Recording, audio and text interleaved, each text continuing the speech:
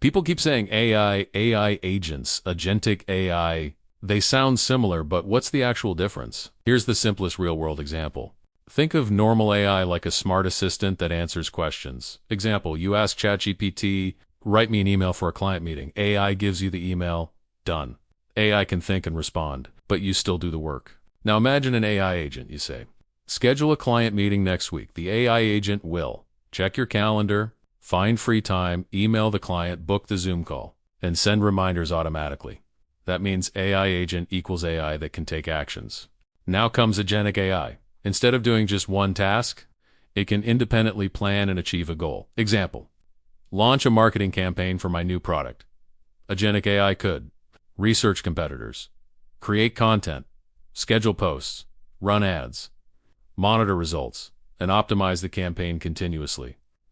It behaves more like a digital employee. Simple analogy, AI agent equals brain plus hands.